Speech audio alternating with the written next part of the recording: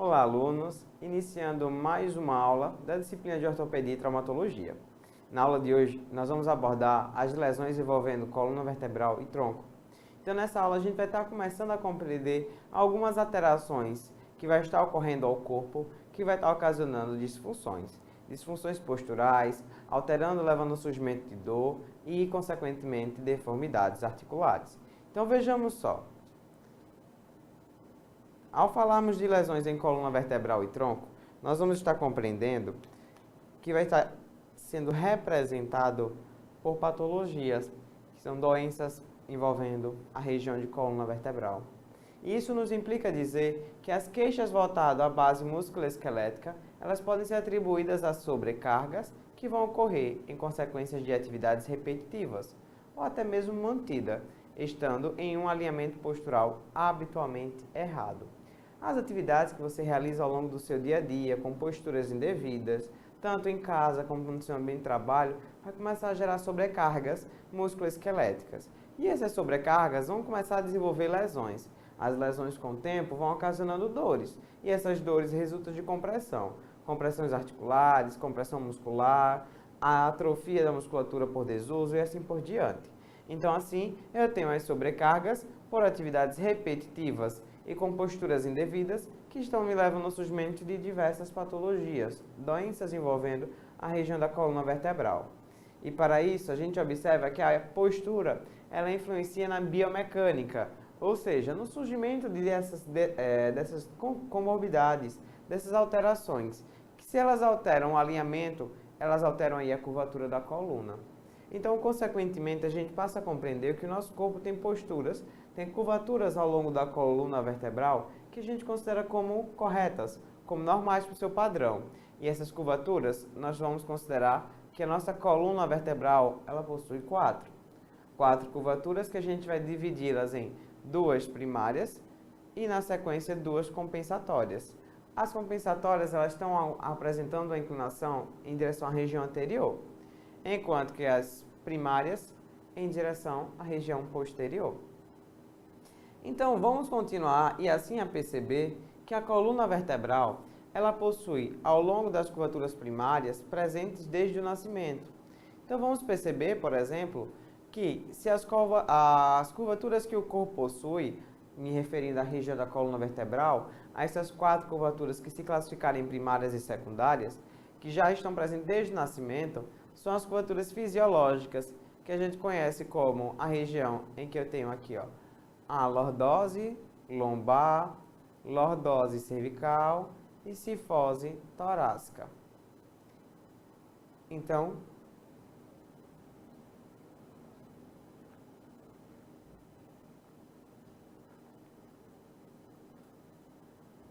se nós não apresentarmos a presença de curvatura fisiológica tida como lordose, tanto cervical quanto lombar, então nós temos a cifose torácica e sacral. Essas são as curvaturas fisiológicas que a gente já apresenta desde o nascimento, porque são as que vamos fazendo presente. Então assim a gente passa a compreender que as curvaturas compensatórias são desenvolvidas de acordo com o desenvolvimento da criança, em que ela começa, por exemplo, a aprender a levantar a cabeça e mais tarde a levantar a postura. Então essas curvaturas fisiológicas é o padrão comum que nós vamos ter. Porém, elas vão sendo desenvolvidas na medida que a criança começa a desenvolver, alterando suas posturas, trazendo aí a melhoria do padrão fisiológico das inclinações. E isso nos faz compreender que ela possui convexidade anterior. Então, convexidade anterior, posterior, anterior, posterior. Tornando aí fácil a identificação e a percepção de que essas curvaturas localizadas na região anterior, elas situam-se ao longo da cervical e ao longo da lombar. Então, essas curvaturas tidas como anterior, ela possui o nome que a gente descreve como lordose. Então, o termo lordose, ele é utilizado para designar uma curvatura anterior. Então, se a gente tiver uma curvatura para a região posterior, nós vamos situar a presença do exemplo como as vértebras chamadas ou descritas como torácicas, assim como as vértebras sacrais. Então, vértebras do tórax e do sacro são tidas como curvaturas posteriores. E essas curvaturas posteriores nós vamos nomear como cifose. Então, a gente viu agora que a gente tem curvaturas que chamam-se de lordose e outras que vai ser descrita como cifose. A cifose também é usada para designar uma curvatura posterior. Então, se eu tenho cifose, curvaturas posteriores, eu tenho lordose como curvaturas anteriores. E isso nos faz compreender que esse é o padrão de normalidade. As situações anormais seriam resultantes de um aumento dessa curvatura, tornando o indivíduo a apresentar uma hiperlordose, uma hipercifose, uma hipolordose ou hipocifose. Então, o termo hiper resulta em dizer aumento, já que o termo hipo implica em dizer uma redução.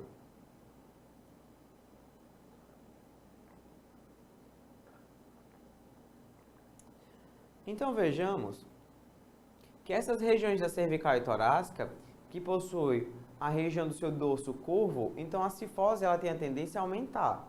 Então, se eu tiver uma cifose aumentada, eu tenho uma hipercifose, em que vai levar aí uma anteriorização da cabeça, porque eu vou ter o aumento dessa curvatura. Então, consequentemente, a cabeça se anterioriza, levando a designar o termo como hipercifose, e para isso nós vamos perceber que o desempenho muscular vai estar comprometido em virtude dos músculos eretores da espinha, ou seja, os músculos que se encontram na paravertebral, ou seja, músculos localizados na região lateral das vértebras cervicais, em que para isso nós vamos observar que os músculos anteriores do pescoço, os flexores e extensores da região cervical também vão estar comprometidos, pois eles vão estimular, vão trabalhar nesse caminho para levar à anteriorização da cervical, anteriorizando a cabeça. Então, esse dorso curvo, quando se encontra aumentado, ampliado, levando à descrição de uma hipercifose, nós vamos ter como consequência uma sobrecarga do ligamento longitudinal, que está situado na região anterior da coluna vertebral, região cervical. Nós vamos compreender que vai ter fadiga dos músculos eretores, ou seja, fadiga dos músculos que estão controlando, sustentando as vértebras cervicais, sustentando a cabeça na sua determinada posição. E isso nos faz compreender que a fadiga dos músculos eretores da espinha torácica e retratores da escápula, pois eu vou ter aí músculos que vai estar trabalhando no movimento da escápula também comprometido. E esse comprometimento da musculatura nos faz compreender que a gente vai ter a caracterização de um aumento na curvatura torácica, das escápulas que vão estar protraídas, ombros curvos e cabeça anteriorizada, que a gente pode descrever como cabeça protraída. Então, nós vamos perceber que se eu tenho aumento da hipercifose, eu tenho essas alterações posturais, que vai influenciar em sobrecarga de vértebras cervicais na região anterior e, consequentemente, comprometendo a sua funcionalidade.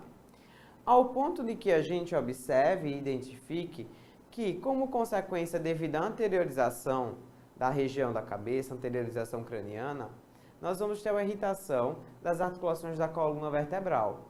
Então, se as articulações apresentam irritação, já começa a comprometer o surgimento de dor, de dificuldade na movimentação, pois se eu vou contar com paralelo estreitamento do forame intervertebral, na região da vértebra cervical mais alta que tiver, ou seja, C1, C2, e assim desenvolvendo lesões nos discos cervicais, discos esses que se encontram abaixo decorrente da postura defeituosa em flexão, para que a partir daí nós possamos a compreender que eu começo a interferir na estabilidade, ou seja, na interferência da contração e relaxamento da musculatura para que gere uma possibilidade de manutenção daquela postura, ao ponto de que a gente identifique a descrição em termos de 3 subsistemas.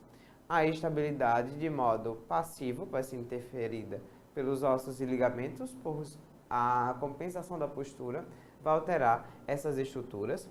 Em paralelo ao ativo, comprometendo a estabilidade voltada aos músculos. E ao todo, tanto na questão ativa e passiva, vai interferir no controle neuronal. Se interfere no controle neuronal, então esse controle neural vai nos trazer a consequência voltada à sensibilidade e movimento. já que é ele que vai estar resultando deste controle. E isso nos interfere na mobilidade, no movimento e manutenção da postura do paciente.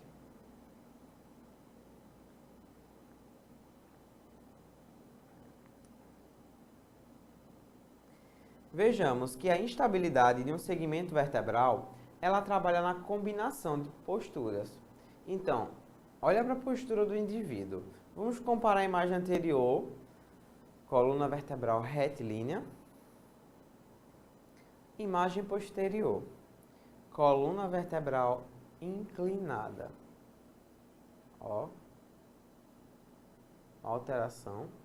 Então, isso nos faz entender que esse padrão de instabilidade voltado ao segmento vertebral, ou seja, a coluna vertebral, nos faz entender que a combinação de um dano tecidual em detrimento de força e até mesmo a resistência ou força ou resistência, que eu vou estar com a musculatura insuficiente, ou seja, uma musculatura fraca, uma musculatura hipotônica, que vai interferir no controle neuromuscular, apresentando um padrão inadequado. Inadequado ao ponto de que a gente observe que vai me trazer a cada postura que o indivíduo cada vez mais compensa para executar ou para se manter em uma determinada posição, faz com que essas compensações ele traga aí um comprometimento dos tecidos, da musculatura e, consequentemente, das estruturas neuronais. E isso faz com que cada vez mais ele tenha inclinação de vértebras. E essas inclinações vão se tornando constantes.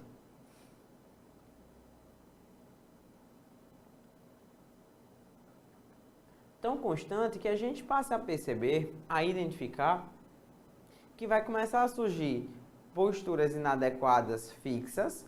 Então, a coluna começa a ter inclinações em que a gente vai descrever essas inclinações como escoliose. Escoliose resulta no dano das vértebras, levando a um desalinhamento. Então, as regiões pélvica e lombar contam aí com a postura que a gente descreve como lordótica, que é a região em que apresenta a inclinação do padrão de lordose, e isso nos faz compreender que o aumento do ângulo lombosacral na região lordose lombar é quando a gente tem a descrição da hiperlordose, que ela é observada com aumento da cifose torácica e anteriorização da cabeça, sendo chamado aí de postura cifolordótica, porque eu tenho aí o comprometimento da lombar, o aumento da angulação voltada ao torácica e a anteriorização da cervical. Então, toda essa alteração postural está comprometendo a funcionalidade de coluna vertebral, postura e manutenção do tronco do paciente. Ao ponto de que a gente observe que essas alterações vão estar trabalhando aí em apresentar desempenho muscular comprometido. Então, se eu tenho desempenho muscular comprometido, meu paciente pode estar apresentando uma alteração postural que a gente descreva como hiperlordose, o aumento dessa curvatura, ou hipolordose, uma diminuição da curvatura normal, ou uma retificação de lordose, que é quando ele não tem a inclinação do padrão de normalidade. Então, consequentemente, tem uma retificação das vértebras. E isso faz com que a gente perceba que o apresentar desempenho muscular comprometido em virtude dos músculos abdominais distendidos. Ou seja, músculos fracos. Então, se eu tenho reta abdominal, oblíqua interna, externa, até mesmo a musculatura tida como transverso do abdômen, elas estando comprometidas, fracas, hipotônicas, eu tenho aí uma alteração postural. E, consequentemente, se eu tenho alteração postural, eu posso estar desenvolvendo uma escoliose. E aí vai nos remeter a uma compressão de uma dada região do disco intervertebral, que vai levar a uma sobrecarga e, futuramente, dores ao paciente. Então, as consequências é a sobrecarga no ligamento longitudinal anterior, estreitamento do espaço discal, que é justamente o estreitamento do espaço voltado à região que se localiza o disco intervertebral. Lembrando que esse disco está entre as vértebras, então esse espaço que ocupa o disco vai estar sendo reduzido. Nós vamos observar que posteriormente, vinculado aos forames intervertebrais, também vão apresentar comprometimento, ao ponto que a gente observe uma aproximação das facetas articulares. E essa aproximação faz com que a gente observe que se meu paciente apresenta uma postura alterada, que a gente descreva como relaxada ou desleixada, vai estar interferindo também na pelve, ou seja, a cintura pélvica vai ter a tendência a estar anteriorizada. E essa anteriorização faz com que ocorra o aumento da lordose voltada à porção lombar inferior, ao ponto de que a gente identifique o aumento da cifose na região torácica e, em geral, uma interiorização da cabeça.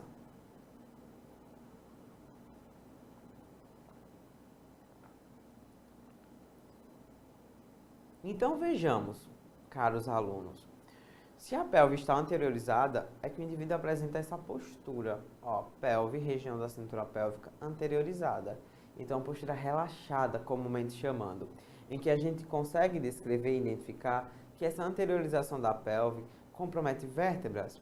E isso faz com que a gente observe que a região torácica em geral, contando com a interiorização da cabeça. E assim, nos faça perceber, ao identificar, que essa postura altera o desempenho da musculatura voltada à região do tórax.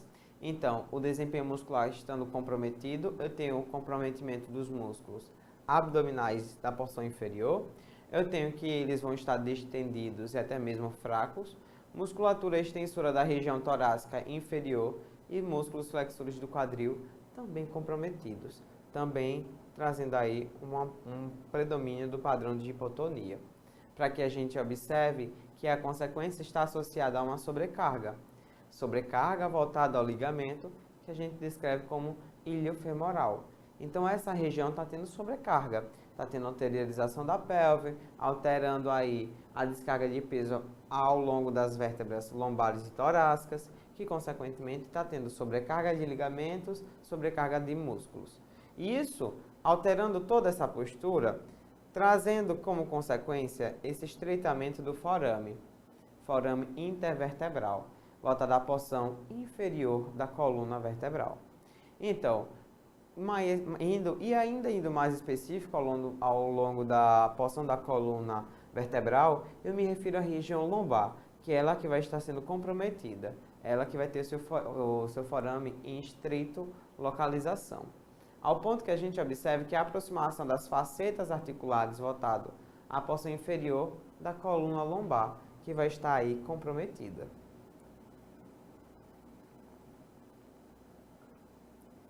E esse comprometimento vai levar aí as facetas articulares a uma alteração delas, mas em específico da região lombar.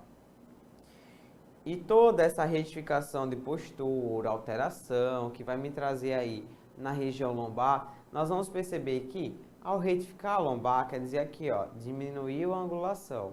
Se eu diminuo a angulação da região lombar, nós vamos passar a compreender que vai ser caracterizada por uma diminuição do ângulo lombosacral e da lordose lombar. Então, eu conto com a extensão do quadril e inclinação posterior da pelve. E essa alteração voltada a essas estruturas faz com que a gente observe que ao identificar a lombar no padrão retificado, eu tenho um desempenho muscular comprometido por conta dos músculos extensores lombares. E esses músculos lombares estando comprometidos, a gente passa a identificar, passa a perceber que vai estar associada a uma musculatura fraca, ou seja, uma hipotonia dos músculos flexores do quadril por estarem distendidos e ao mesmo tempo fracos. Então, portanto, as consequências vão estar associadas à ausência da curvatura fisiológica da região lombar, que o seu padrão de normalidade ele começa a ser alterado, ao ponto de que a gente observe uma redução do efeito de absorção de choque da região lombar e predisposição à lesão. E tudo isso vai interferir na tensão voltada ao ligamento longitudinal posterior para o aumento do espaço discal posterior. E todas essas interferências, elas vão ter alterações voltado a uma retificação da região pélvica. Consequentemente, repito em dizer, presença de dor, presença de comprometimento do disco intervertebral.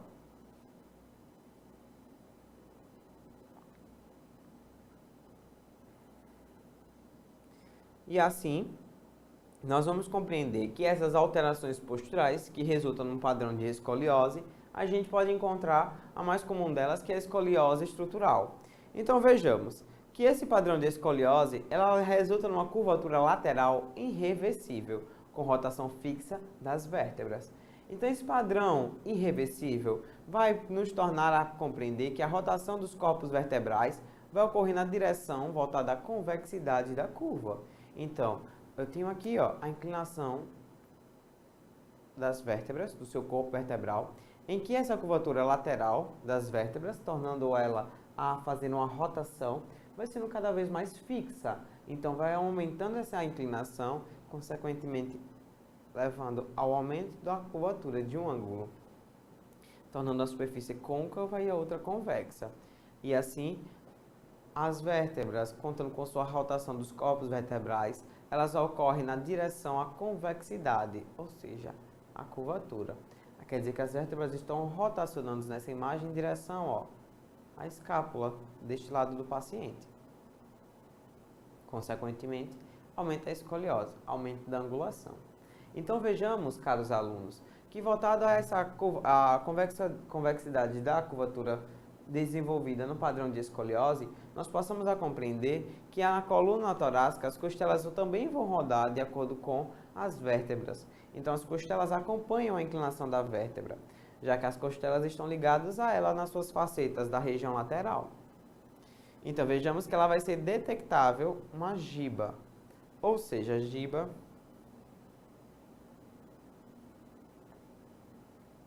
a giba resulta no padrão de gibosidade. E isso quer dizer um aumento de uma região mais protusa, elevada, sobre a região do tórax do paciente. Mais precisamente ao longo da região acima da superfície escapular. Porque na medida que as vértebras inclinarem, fazendo sua rotação, as costelas acompanhando, eu vou ter isso aqui alterado. Então, essa giba posterior que está se formando é voltada às costelas durante a inclinação para a frente. Consequentemente, vão estar se deslocando para trás, aumentando a região do dorso sobre a região escapular do paciente. E essa escoliose estrutural, pois vai estar ocorrendo aí um deslocamento da sua estrutura vertebral, faz com que ela também possa ser chamada de escoliose funcional, ou até mesmo posterior. Porque é isso que a gente vai estar identificando. A coluna vertebral do meu paciente inclinada, ao ponto que a gente consiga identificar ao longo dos tecidos tegumentares, ao longo de uma inspeção. Inspeção estática, pois o paciente vai estar parado de frente para você e você avaliando, identificando visualmente as alterações que ele apresenta ao longo de sua postura. Ao ponto que a gente observe que ela pode ser um padrão de reversível, ou seja, tem aí a reversibilidade, pois ela pode ser mudada com a inclinação para a frente ou para o lado e voltada à mudança da posição, mediante através das terapias que levam à melhoria dessa postura do paciente, já que eu tenho as vértebras inclinadas e as costelas acompanhando, alterando toda a mecânica voltado ao padrão postural desse meu paciente. Então, a gente passa a analisar que através desse caso, nós passamos a compreender a alteração voltada à postura do paciente. Para que a gente possa confirmar a presença daquela escoliose, basta pedir ao paciente que incline o corpo, estando em pé e inclinando o seu tronco em direção à frente. Então, o que é que a gente vai estar identificando? A presença de uma escoliose. E isso nos faz compreender, nos faz identificar que o meu paciente vai ter alteração da postura. Porque eu vou ter uma região mais alta comparado a outra. Então, a região mais alta a gente vai nomear como escoliose. Escoliose quer dizer que eu tenho uma vértebra inclinada e isso mais elevado representa-se a giba, a gibosidade, que é justamente pela inclinação das costelas em paralelo à rotação da vértebra, que está fazendo com que represente por um lado do tórax mais alto comparado à região torácica do outro. Então, portanto, é isso que a gente está tendo lá dentro do corpo, ó. A vértebra rolando para cá, trazendo também a costela que vai estar acompanhando e a costela do outro lado subindo, tornando essa região mais alta. Então, a coluna vertebral durante a inspeção estática, e se eu fizer dinâmica também, inspeção estática, paciente parado, inspeção dinâmica, paciente em movimento. Então, a escoliose estruturada, ela aparece na flexão do tronco. Isso é o que a gente chamou de teste de Adams. Então, o tipo do teste que faz com que a gente identifique a presença da gibosidade. A escoliose funcional se apresenta ativa, mas não apresenta gibosidade no teste de Adams. Então, essa escoliose quer dizer que o paciente não tem a gibosidade, mas tem a inclinação da vértebra que a gente observa ao longo do caminho, porque não faz uma linha retilínea ao longo dessa região.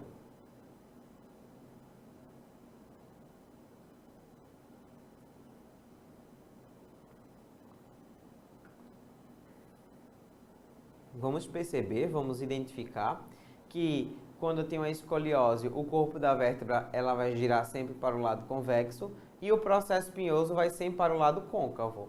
Então, vou ter aqui ó, a inclinação do lado côncavo e o resto da vértebra para o lado convexo. Então, essa inclinação que a vértebra vai estar sendo realizada durante o processo de escoliose. E esses padrões de escoliose nós vamos poder identificar ou até mesmo nomear voltado a uma descrição do tipo escoliose no formato lordótico. Então, se eu tenho aqui a região torácica com a inclinação, do formato tóraco-lordótico, então quer dizer que a gente vai ter a inclinação desde a região torácica para a região voltada ao lombar.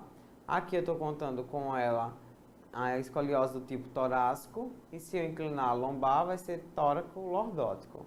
Então, torácico, região lombar já lordótico. Aqui a escoliose lombar convexa à esquerda, porque eu já tenho uma escoliose presente na região lombar com a convexidade para a esquerda. E nesse caso, representando a escoliose em S. Então, quer dizer que eu tenho já um problema aqui, ó, instalado na torácica, depois na lombar e voltando aqui mais retilíneo até chegar no sacro. Então, são esses padrões que a gente vai poder visualizar e identificar da escoliose, tornando aí a fácil identificação do quadro. E isso nos faz compreender que as escolioses vai ter diversos padrões de inclinação. E essas inclinações vai variar de acordo com a região em que eu tenho alteração da postura repetidamente, tornando aí a fácil percepção do surgimento da escoliose.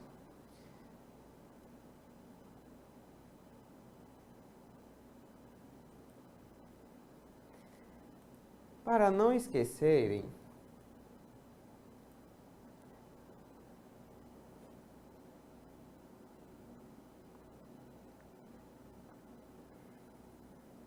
quando a gente tiver coluna vertebral, é esse padrão de inclinação normal que nós vamos apresentar. Lordose cervical, cifose torácica, lordose lombar e a cifose sacral. As 4 curvaturas fisiológicas que o corpo possui. E isso quer dizer que se a gente tiver um aumento, ou seja, a anteriorização das cervicais, então vai aumentar a curvatura, eu tenho uma hipercifose, ou seja, corrigindo, uma hiperlordose. Então, eu tenho um aumento dessa curvatura, as vértebras estão se deslocando à frente, uma hiperlordose. E essa hiperlordose nos faz compreender que eu tenho um aumento da curvatura da região lordose lombar, ou lordose cervical. A mesma coisa se a gente apresentar na região lombar. Então, a lordose lombar, se eu tiver essas vértebras se deslocando para a região anterior, aumentou a curvatura. Aumentou a curvatura, o que é que a gente vai identificar? Que vai ser representado, esquematizado, por uma alteração nessas estruturas. E isso nos faz perceber, nos faz compreender que, consequentemente, é a saída do padrão de normalidade. Se ela estiver no padrão de normalidade, eu tenho a lordose. Se ela estiver aumentada, eu tenho uma hiperlordose. Se ela estiver diminuída, eu tenho uma hipolordose. E se ela estiver retificada, eu não tenho essa curvatura que o corpo possui. Quer dizer que as vértebras estão retas, retilíneas, umas sobre as outras. E isso nos faz compreender as alterações que as vértebras podem apresentar, ao ponto de que a gente observe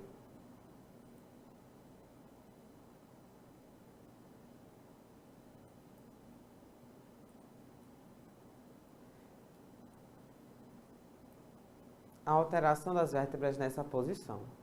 Quando a gente analisa essa imagem, a gente já consegue compreender que a curvatura são os padrões de normalidade. Então, será que eu tenho uma ampliação da angulação?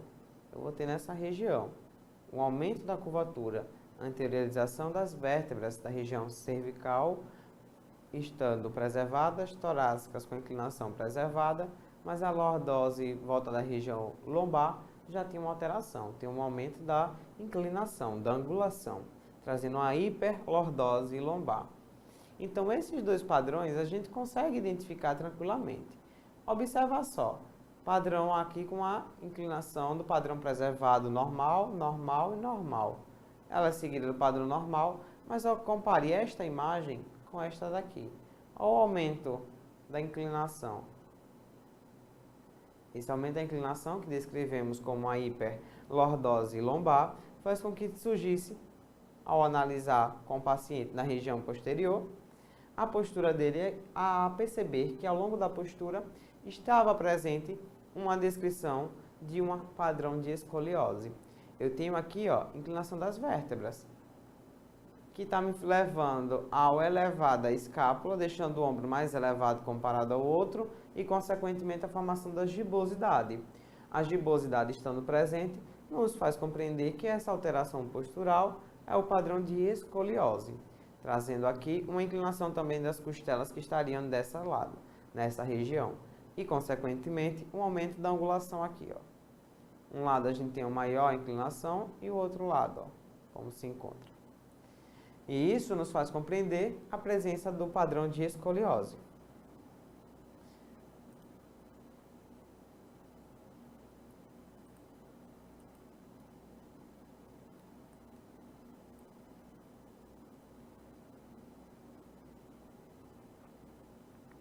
A escoliose, ela conta com sinais, que a gente visualiza que são 6 pontos, que a gente pode encontrar no paciente para confirmar a existência de uma escoliose. O primeiro deles vai ser a cabeça, que ela não vai estar centralizada ao tronco. Então, com relação ao corpo, a cabeça não se encontra centralizada, ela está lateralizada para um lado ou para o outro.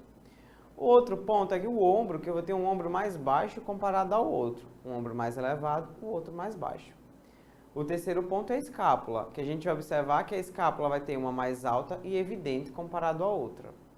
Para que assim a gente chegue na coluna e observe que a coluna ela não segue esse padrão retilíneo. Ela tem uma inclinação, uma curva, que vai separar um dos lados, de acordo com o padrão da escoliose desse paciente. O quinto ponto, a gente representa pela região voltado ao braço, que vai ficar mais longe do tronco, e do quadril.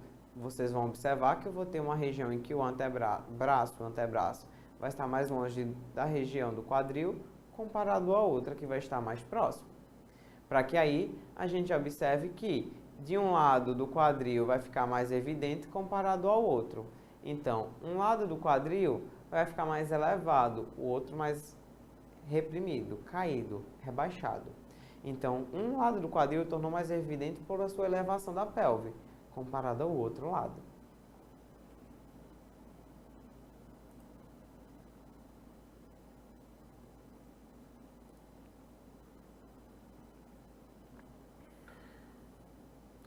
Todo esse padrão de inclinação fez com que a gente percebesse e identificasse que se ao longo do quadril eu tenho um lado mais elevado comparado ao outro, então normalmente vai envolver as regiões de torácica e lombar também, por conta dessa elevação do quadril, em que isso nos remeta a haver uma assimetria ao longo dos quadris, a pelve e os membros inferiores. E essa alteração, voltada ao quadril, deixando um mais elevado que o outro, altera aqui o comprometimento do membro inferior, altera a postura. E essa alteração na postura leva a entender que eu vou ter diversos comprometimentos voltados a membros inferiores, surgimento de dores, deformidades, dificuldades no movimento, que assim vai começar a entrar nos caminhos da dor. E esses caminhos das dores, que muitas vezes têm diversas etiologias, diversas causas, nós vamos compreender que os efeitos da sobrecarga mecânica voltada à postura, comprometendo a funcionalidade do organismo, vai estar levando a comprometer a presença das cápsulas facetárias, vai comprometer ligamentos, parede dos vasos sanguíneos, tecido adiposo areolar epidural, as duas camadas durais, as camadas voltadas às meninges, como dura mater anterior, os músculos e até o periósteo, que é o tecido que reveste os ossos da região das vértebras. Então, todos eles são inervados e vão responder estímulos. São inervados, possuem inervação, sensibilidade. Vão responder estímulos nociceptivos e todos eles vão estar comprometidos por conta dessa mecânica postural comprometida. E assim surge a dor no paciente por essas diversas afecções que estão sendo comprometidas. E esses comprometimentos comprometem a região do corpo da vértebra, compromete ali abaixo dela o disco intervertebral. E isso faz com que a gente perceba, identifique que o disco vertebral comprometido, ele estando aqui ó, nessa região, ele pode estar sendo estrangulado pela sobrecarga em uma dada região local dele. E assim vai levar a extravasar de líquido que se encontra no interior, que é um líquido pulposo, deixando ele pulposo. E isso, ao estrangular o anel fibroso, o seu núcleo pulposo vai deslocar para uma determinada região e assim comprometendo a funcionalidade daquelas vértebras voltada à sua mobilidade, ao seu movimento. Portanto, na herniação discal, a dor irradiada ou parestesia vão se fazer presente. E ela se fazendo presente é porque eu posso ter uma sobrecarga ao longo das vértebras de região acima para baixo, centralizada. Eu posso ter uma sobrecarga lateralizada em uma única lateral ou em ambas as laterais, uma sobrecarga anterior ou posterior ao disco. Então, essas sobrecargas em diferentes posturas ao longo das vértebras comprometendo o disco intervertebral vai poder levar a uma sobrecarga e uma dor irradiada com alteração de sensibilidade, que vem a ser parestesia, nas regiões voltadas à região do quadril e glúteo, voltada à região da musculatura dos abdutores, da região voltada à porção medial da panturrilha e até mesmo a porção lateral. Então, essas dores nessas regiões podem estar associadas a uma sobrecarga voltada às vértebras, que vai estar sobrecarregando os músculos voltados a membros inferiores. Então, os discos intervertebrais, quando apresenta-se herniação dele, ou seja, extravasamento por conta de sobrecarga em uma dada região, vai poder nos identificar que a raiz do nervo ela pode estar sendo pinçada. E isso vai estar ocorrendo aí uma herniação, pois o disco intervertebral ele pode ter esse formato aqui, ó, o abolamento discal, a protusão discal, que é quando tem a saída no núcleo pulposo do interior do disco, a formação da herniação de disco, pois o núcleo pulposo se deslocou e o disco, o anel fibroso, se rompeu e está extravasando, saindo do núcleo pulposo do seu interior. E assim eu posso ter ainda o disco sendo sequestrado ou fragmentado, que isso quer dizer quando a vértebra, além de comprimi-lo e está deslocando pelo rompimento do anel, a saída do núcleo pulposo, ele agora continua ainda desgastando ou degradando aquela estrutura, aquele anel fibroso. Então, quando a gente observa nessa imagem, nós vamos perceber que o corpo da vértebra, disco intervertebral, ele sendo o núcleo pulposo deslocado para fora do disco vertebral, pegando espaço fora do sua localização desse disco, tornando aí uma herniação, pois a herniação consiste no extravasar voltado ao conteúdo do seu interior, que é justamente o material que se encontra sendo descrito como núcleo pulposo, saindo do interior do disco, ficando nessa região externa.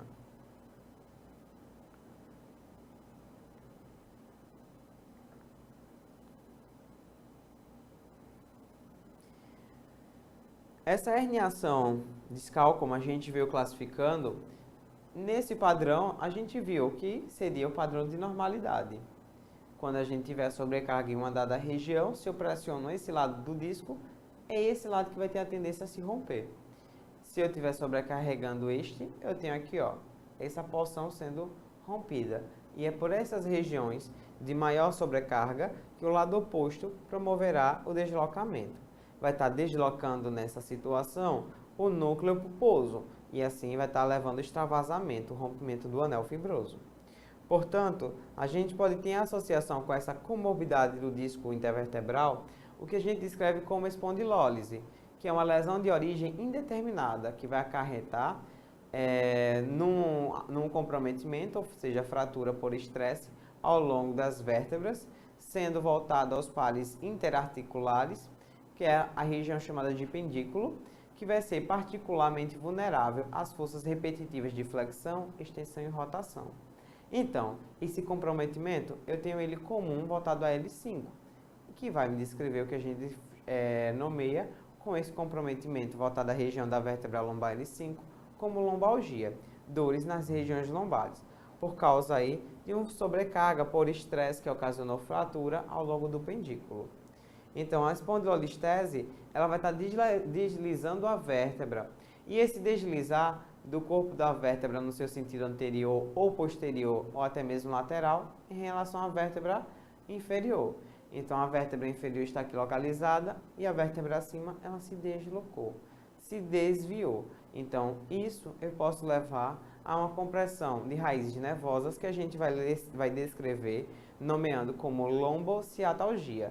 Lombo quer dizer que a vértebra lombar pode estar aqui comprimindo o nervo ciático. Então, por isso que a gente nomeia como lombociatalgia. E essa espondilolistese, ela vai ser a chave importante como meio de tratamento conservador, que vai levar à diminuição da hiperlordose lombar. E assim, a diminuição de contratura voltada à musculatura posterior da coxa. Diminuição da lordose lombar e também exercício de fortalecimento de tronco. Esse é o mecanismo voltado ao tratamento para esses casos de espondilolistese. Pois a gente vai observar que nessas situações, o paciente vai apresentar a presença de alteração das vértebras em que essa aqui se deslocou, se anteriorizou. Então, o tratamento vai ser voltado a ela no meio de corrigir sua postura, podendo muitas vezes utilizar pinos para levar à manutenção postural. Então, a cirurgia será o tratamento de escolha para os casos em que a espondilolistese, associado ao seu comprometimento, ele leve à descrição de uma miorradicular, em que esteja nos representando, ou seja, que ela não esteja nesse momento, ao representar, há uma facilidade de resposta ao tratamento conservador. Então, nesse momento, nós vamos estar fazendo um tratamento clínico, tratamento não tendo resposta, ela vai realizar, ao ser submetida a um tratamento cirúrgico, a colocação de hastes metálicas, pinos e até mesmo parafusos. Alguns testes vai facilitar a gente conseguir compreender e observar no paciente, como por exemplo o sinal de Lazeg, que geralmente é considerado positivo quando a dor se irradia, ou seja, se exacerba no trajeto do dermátomo, quando a elevação do membro inferior, fazendo angulação de 35 a 70 graus. Com o plano horizontal, sua positividade comprova a compressão radicular. Isso quer dizer que ao meu paciente deitado, eu peço para poder levar um único membro inferior, o outro estando deitado. Se eu tiver essas variações de angulação, que quando o meu paciente levar o membro, ele referir dor, eu já paro o teste ali. Isso vai nos querer dizer que ele tem ali, dor irradiada, porque ele vai sentir a dor na região do quadril, irradiando para o membro inferior. E isso vai descrever como aqui, uma alteração levando uma compressão de raízes.